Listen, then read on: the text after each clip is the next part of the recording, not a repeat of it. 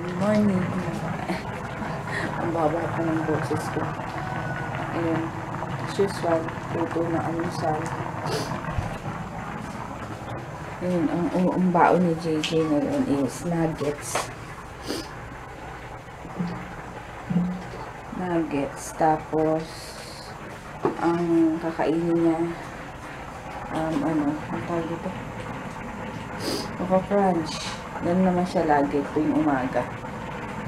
Tapos, ano pa ba? Ayan, ina-upload ko na yung vlog ko kagabi. Bali, ma-upload siya after lunch. Siguro pag gising namin ulit. Ayun. Yan. Yung yung ilong ko. May simulator na lang at tapusin ko lang to para magising ko na si JJ na naman kasi patagalan na naman as usual. Ayan, nakailaw lang kasi sinarado ko na yung ilaw sa sala. Dahil nga si DM baka magising. Ayan, nag-aalmusal ako ng pansit canton and coffee. Ayan. Parang ang tagal ko nang di nakakain ito. Kain, breakfast. Ayan, let's eat. Ah? Kain. Sabi mo din. Kain. Kain. Ayan, ito ang akin. Pindang and suka. Ayan. Sis Madonna, oh. Pindang. Sarap. Kain. Inang inggit pa. Ano ba yan? Dito na si JJ. Tulog, ah. Malapit na lang po o'clock. Wala pa. 3 o'clock pa lang. Oo, edi malapit na. Hindi pa. 1 hour pa eh. Matagal pa 1 oras. Malapit na. Hindi eh, nagtatae. Ha? Late na nga. Saan? Cool. Late ka na sa school? 2 o'clock. 2 o'clock ako uuwi. O bakit late? Late ako sa pag-uwi. Oo nga, bakit? Ang tagal nyo. Kuya Ray, Oo, lumapit ka doon. Pero 2 o'clock talaga. Hindi yan. Nagtatae ang baby. Ang arty. Nakatingin sa EJ, oh. Uy, sus, uy, uy, naku naman, beautiful eyes, uy,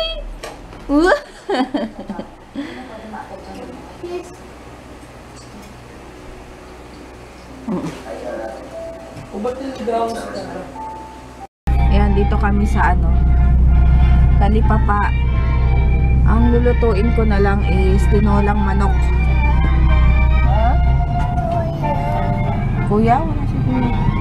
Naglaro si kuya eh. Ayan, Friday kasi, kaya nalaro. Para si Tiaw yung damit yan, laki. Para siyang si Onyok sa probinsyano. Si Onyok ka ba? Nagtatai kasi siya. Hindi ko alam kung anong nakain niya. Nagpupupo siya. Nakailang pupo na siya ngayong araw. Kaya dapat bibili na si Papa mamaya ng Gatorade. Ay, Gatorade. Pedialyte. Hotdog. Hindi siya pwedeng pagkain ng mamantika. Kasi nga, magtatain na rin. Mas mami, hindi pwede. Gusto magpupo? Kasi pag nagpupo siya, masakit na yung puwet niya dahil nga ilang beses na eh. Sayang na yung diaper. At saka yung pupo niya kukunti ng kukunti. Pero hindi naman siya yung as in tubig na tubig. Medyo lang na may laman. Kaya yun. Oh, sexy! Sexy! Si Onyo ka ba? Yung sa probinsyano? TV. Sa TV. Hindi ka pa naliligo? Apo. Ano po? Taas mo yung kamay mo. Patingin mo yung kilikili mo. Shhh! Game! Patingin yung kilikili mo. Parang itim mo. Tingin. Ah. Uy! Ayun, tapos bukas meron akong larga. Kasama ko yung mga high school friends ko. Yun, ako lang mag-isa. Alam niyo yun, hindi kasi ako sanay mag-isa lumakad. As in, hindi ko alam bakit. Hindi kasi ako sanay talaga. Dahil simula pa nung bata kami, hindi kami pinapalabas ng mama ko. Yung kahit pumunta sa ganitong lugar, kahit sa street lang, hindi. Basta doon lang kami. Tapos natatandaan ko, elementary kami yata or elementary. Yung pinsan ko kasi, nag-aaral sa sa Dominican School sa Sampaloc. Tapos parang meron silang foundation day. Ayun, pwedeng invite kami, pwede kami pumunta yung mga outsider. So pumunta kami kasi mama ko nung nag-o-office hanggang 8 o'clock ng gabi. Tapos alala ko, syempre after lunch yata or mga anong oras kami pumunta. Siyempre nag-bis kami ganyan. Tapos bago mag-8 kailangan nakabalik na. Siyempre siguro mga 5 or 4 umuwi na kami. Tapos yung sinuot ko namin ng kapatid ko yata, binalik namin dun sa cabinet. Kasi syempre mama ko yung naglalaba dati, makikita dahil saan kami galing. Talagang tumatakas kami dati. Hindi kami talaga pinapayagan. Kaya hanggang ngayon hindi ako marunong mag-isa. Parang nahihiya ako mag-isa. Ay, wait lang. Ayun, parang nahihiya talaga ako mag-isang maglakad, pumunta sa ganito. Kailangan may kasama ako, kung hindi si Papa. Minsan si JJ ang kasama ko. Kaya yung bukas, Kaya yung bukas na lakad, talagang lalakasan ko yung loob ko dahil nga gusto ko talagang pumunta dahil minsan ko lang sila makasama na ako lang. Ang kitaan namin isa Sampaloc pa. So, from Antipolo ako, mag-LRT ako. Tapos, sa Recto Station. Tapos, bahala na, mag-jeep na lang ako. Doon pa Dimasa lang.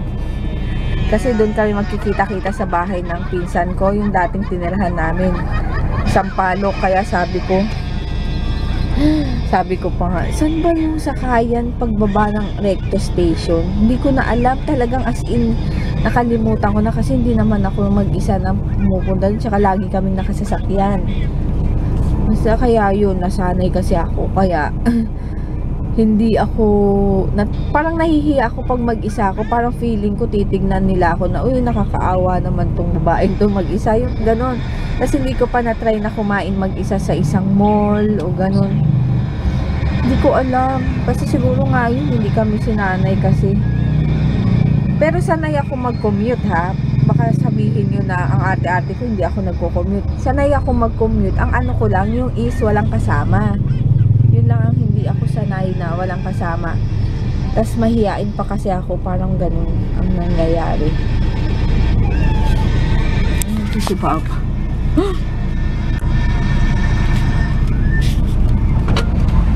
Wala. Wala. Walang yogurt eh. Mamaya na lang.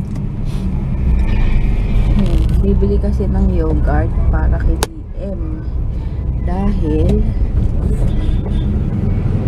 yun nga, nagpupupo. Daan ka na lang sa sa Malunggay. Yan. Mga na naman siya ng bunga ng malunggay. Ay, bunga. Ako maliliit yata. Malunggay. Eat ka niyan, ha? Ako maliliit yata yung tutay. Maliliit yata.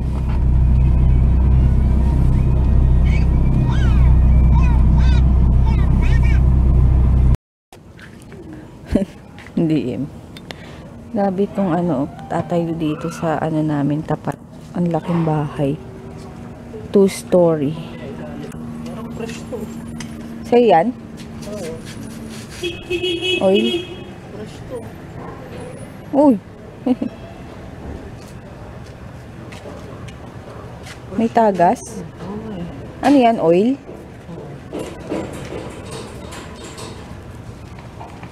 Shh, dito, may car. DM. May car. Eh, ba't naka-ano ka na naman ng tenga? Okay na.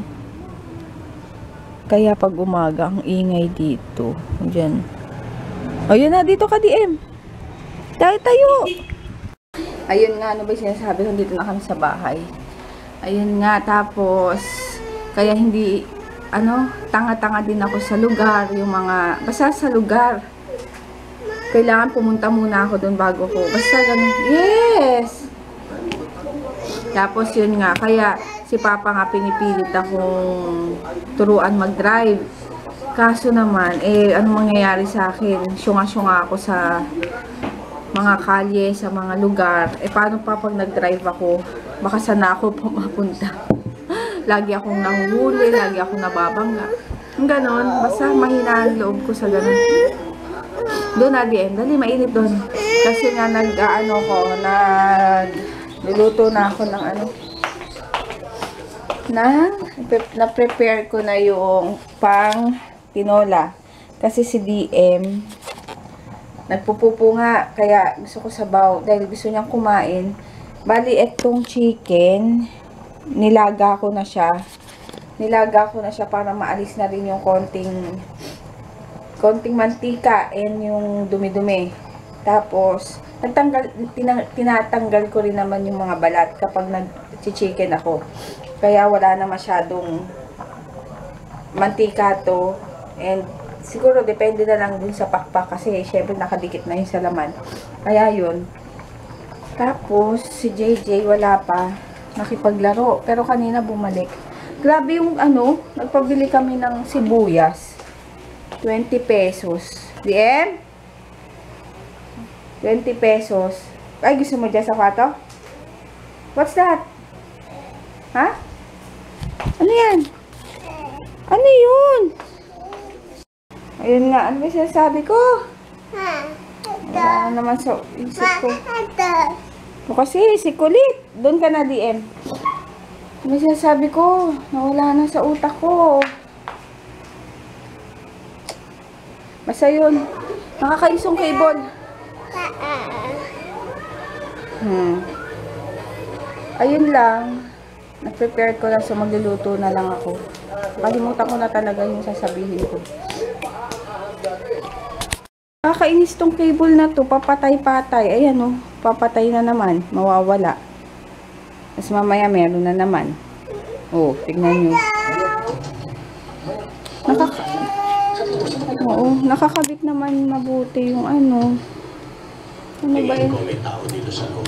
Yan, ito na yung aming pagkain. Tinola. Nasing na si DM. Let's eat. Kain. Makita mo to. Parol. Oo. Hindi na. Kain. Si Papa kasi nasa gym tapos may pupuntahang birthday. Kaya kami nakakain. Puntang birthday si Papa. Matagal siya. Hindi pa naman. Kain. Ayun, tapos na akong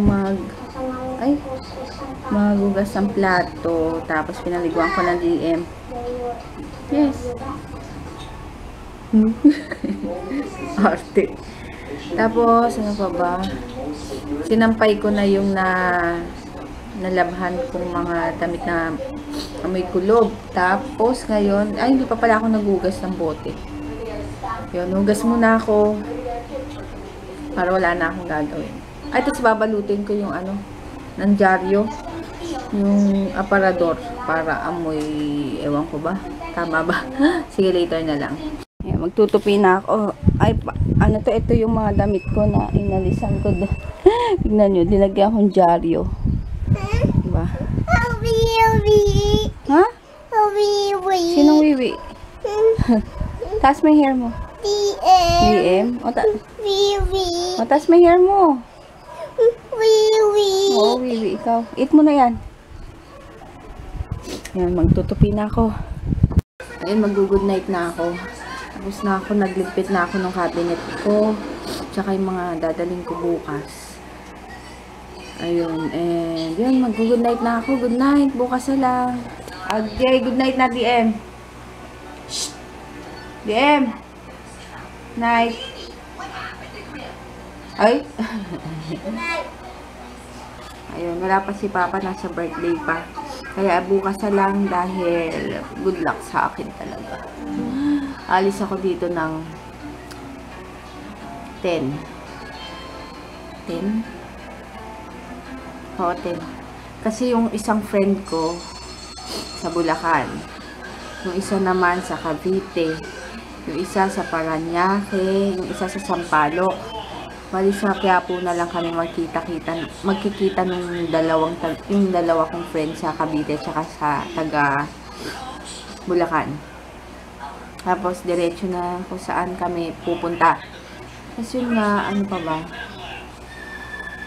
Yung bahala na mag-LRT na lang ako bukas.